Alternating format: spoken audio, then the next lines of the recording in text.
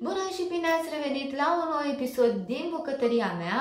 Astăzi o să preparăm granola și vreau să vă arăt cât de ușor puteți să faceți granola din confortul propriilor bucătării. Mie mi se pare granola o idee de mic dejun perfectă datorită calităților sale nutriționale. Nu numai că este o idee de mic dejun foarte gustoasă, dar este și foarte sănătoasă datorită conținutului bogat în fibre, în minerale, în vitamine, în carbohidrați și în grăsimi sănătoase. Și mi se pare o variantă foarte accesibilă cu care să ne începem prima masă a zilei, dar și ideală datorită faptului că ne oferă energie pe parcursul întregii zile. Este o rețetă foarte ușor de făcut, este super gustoasă, vă promit că nu este foarte costisitoare și spun asta pentru că probabil ați observat că în magazine granola nu are un preț tocmai ieftin. Eu o să vă arăt astăzi varianta mea preferată de granola.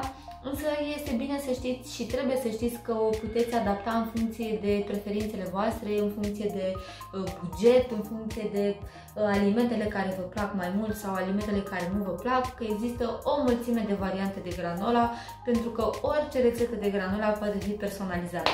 O să vă arăt ingredientele pe care o să le folosesc eu astăzi. Și o să trecem la treabă. Se prepară foarte ușor, foarte rapid, nu solicită cine știe ce depunere de efort și atunci haideți să vă arăt ingredientele principale. Ca în orice rețetă de granola, baza granolei este ovăzul. Am aici o cană de 500 de ml până aici cana, însă eu zic că mai sunt încă 100 de ml până sus, deci ar fi o cană de 600 de ml de fulgi de ovăz. În afară de fulgi de ovăz, eu o să mai adaug caju. Bineînțeles că dacă voi preferați migdalele sau dacă preferați nucile pecane sau indiferent de ce preferați voi, puteți să adăugați, am spus că o puteți adapta în funcție de preferințe. Voi mai adăuga semințe de dovleac, voi mai adăuga semințe de floarea soarelui, semințe de susan, scuze. O să adaug și nuci normale. De asemenea am aici un mix de semințe pentru că din păcate nu le aveam separat. Eu mai adăugam de fel și miez de floarea soarelui, însă nu am separat și am acest mix de 7-8 semințe, nu știu câte sunt aici. Și puteți adăuga și semințe de in, semințe de floarea soarelui, semințe de dovleac, v-am spus deja, aici este și susan. Asta ca și parte solidă, bine, nu neapărat, pentru că o să mai adaug și niște fructe de banane. Puteți să adăugați ce fel de fructe uscate vă plac vouă.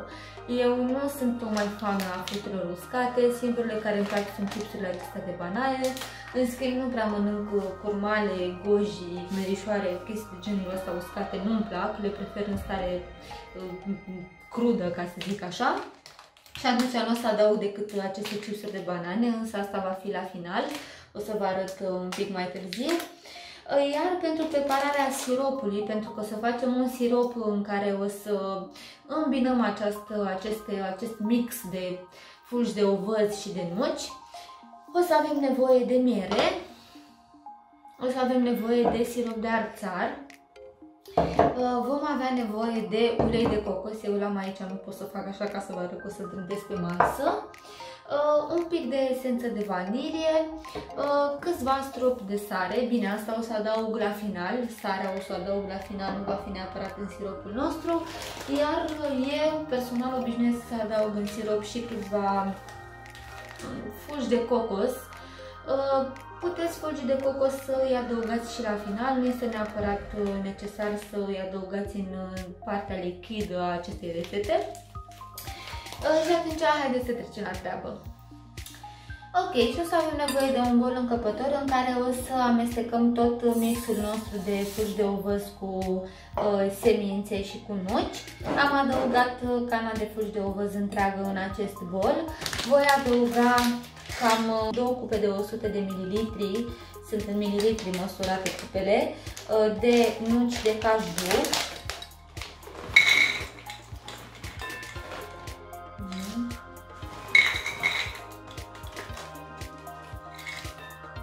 peste ele o să adaug tot așa această cupă de 100 de ml de semințe de dovleac.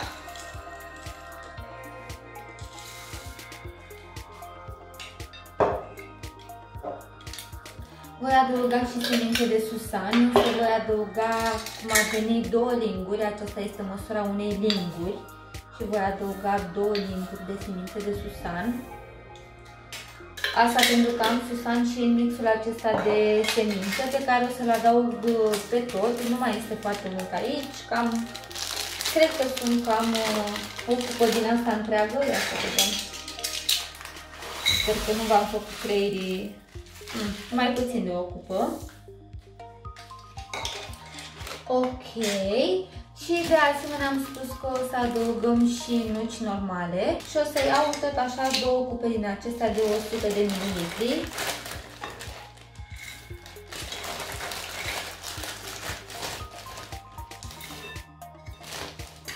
Bun. O să amestec toate aceste ingrediente foarte, foarte bine.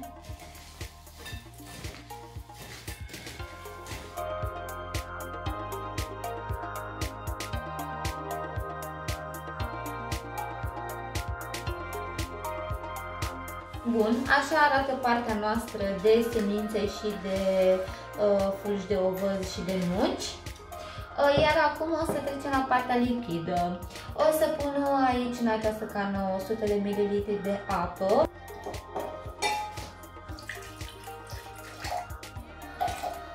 Bun. Peste această apă ar trebui să adaug o lingură de esență de vanilie. Însă, înainte de a adăuga lingura de esență de vanilie, o să adaug 2 linguri de fulgi de cocos.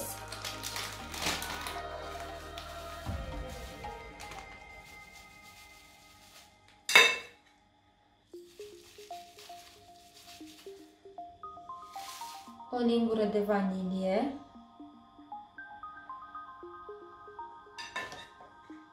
O lingură de sirop de arțar.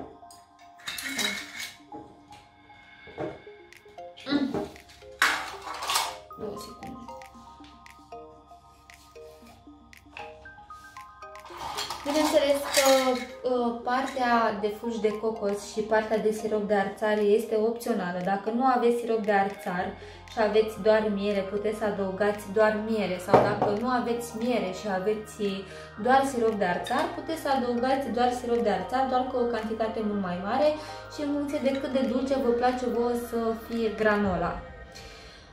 Bun, iar acum voi adăuga 100 de ml de ulei de cocos. Mai un pic aici, sigur o să fac eu ceva, sper să nu dau pe mine. Atâta tot vreau să nu dau pe mine. Bun.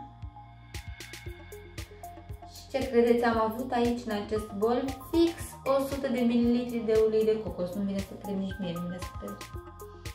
Bun, pe care o voi adăuga peste restul ingredientelor.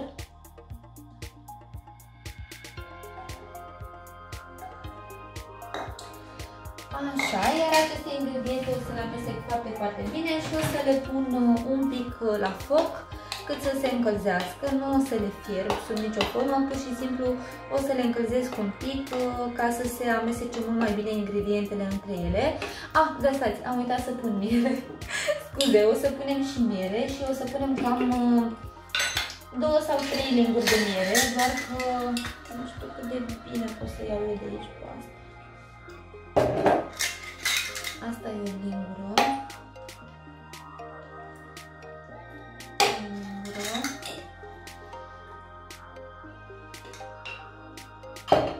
Două linguri.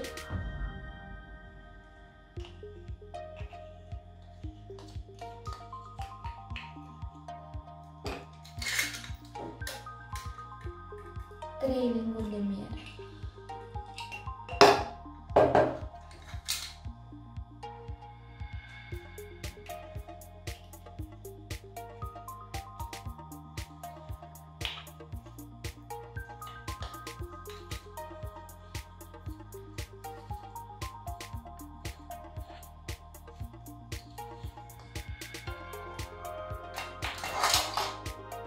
Bun, iar acest amestec o să meargă pe foc.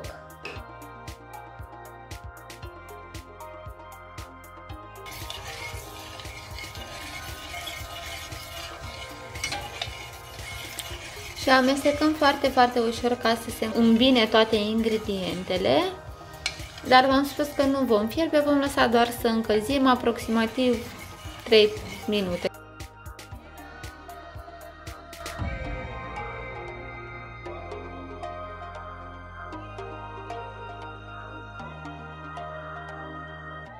Ok, iar acum vom adăuga siropul nostru peste ovăz și peste semințe și o să amestecăm foarte, foarte bine astfel încât să ajungă peste tot, să nu mai fie niciun fel de parte fără sirop.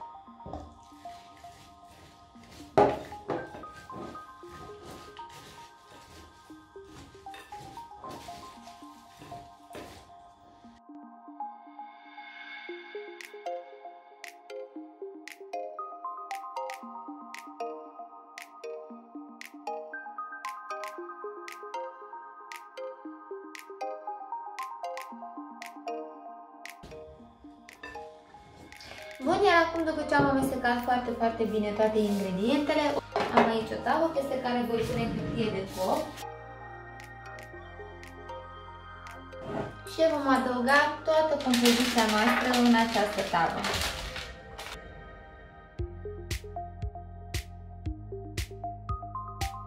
Îmi trebuia o tavă mult mai mare, dar nu am. Ce credeți? Marea bucătăreasă Denise nu are o tavă mai mare. Bun, și întindem foarte bine și foarte uniform toată granula noastră în tavă. O să o băgăm la cuptor timp de... Chestia asta cu timpul e destul de relativă, pentru că trebuie oricum verificată foarte, foarte des. Ok, și vom adăuga pe deasupra puțină sare.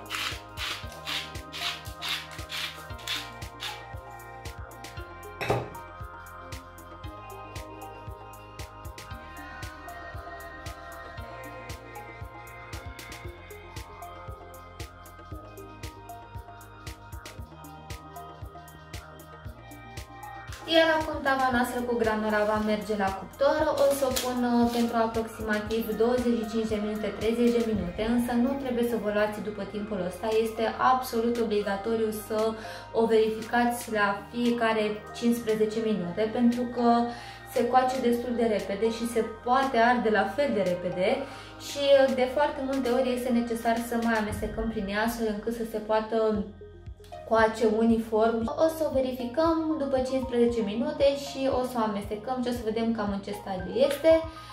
V-am spus că minutele sunt așa cu aproximație, însă vă rog să fiți voi atenți și să o verificați din când în când. Miroase foarte, foarte bine. Am lăsat un pic cuptorul să se încingă, v-am spus că îl pun la 200 de grade și pentru că tava mea nu este suficient de lată și de mare ca să pot să întind granula într-un strat foarte subțire, înseamnă că o voi amesteca mult mai des decât probabil o să o faceți voi.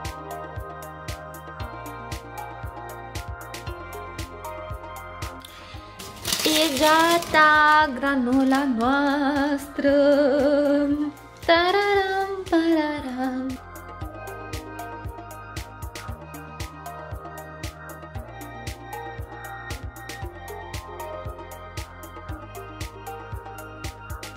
Ok, și am terminat de gătit rețeta noastră de granola. Arată absolut minunat și foarte, foarte delicios și se vede cât este de crocantă.